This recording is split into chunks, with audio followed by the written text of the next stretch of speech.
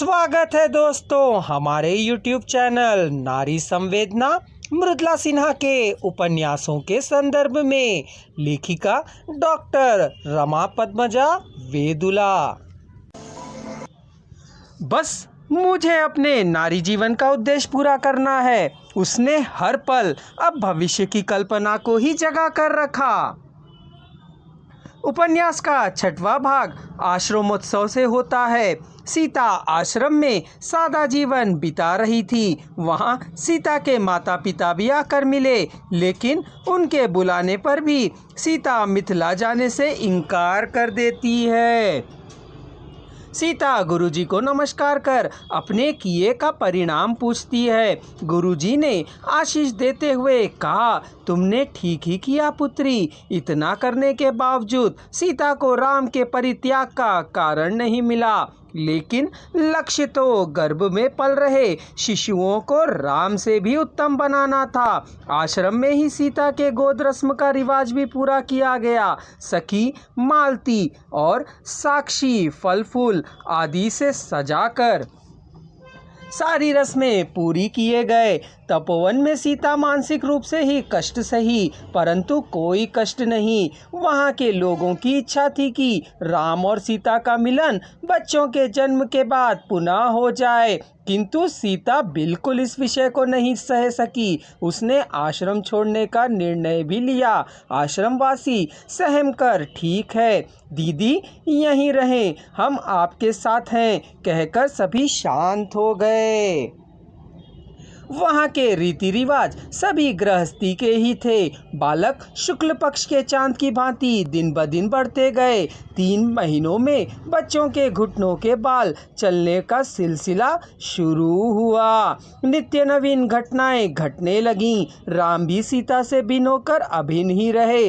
राम ने राजा जनक से उनकी पुत्री निर्वासन के लिए दंड मांगने पर सीता सर्वशक्तिमान है, वह संभल जाएगी, आप निश्चिंत रहें कहकर जनक जी राम को शांति से उत्तर देते हैं। गुरुदेव ने आश्रम में रहकर राम कथा लिखनी शुरू की। वे सीता से कहते हैं कि अब राम को क्षमा कर दो, वरना पश्चाताप की आग में सभी जल जाएंगे।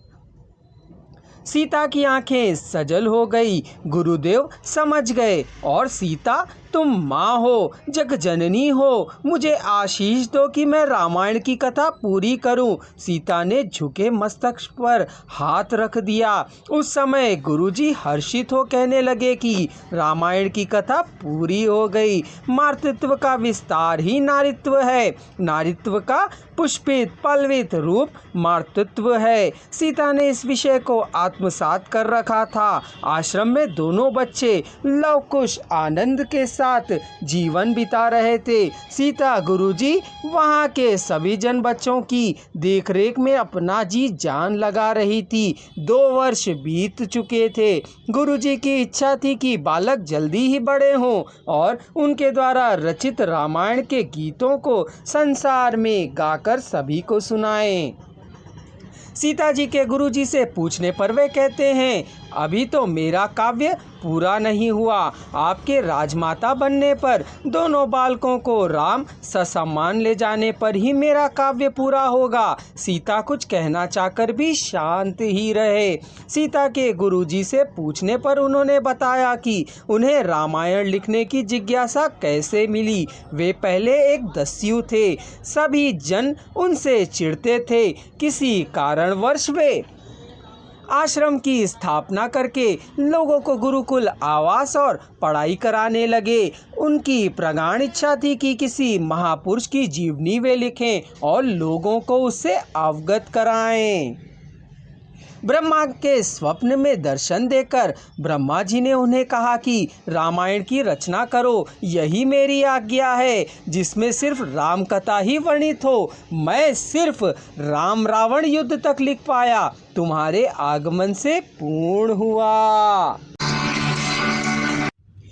मित्रों, इस वीडियो की पूरी आवाज़ एक ही स्वर में सुनने के लिए डिस्क्रिप्शन बॉक्स में दिए जा रहे लिंक को क्लिक करें।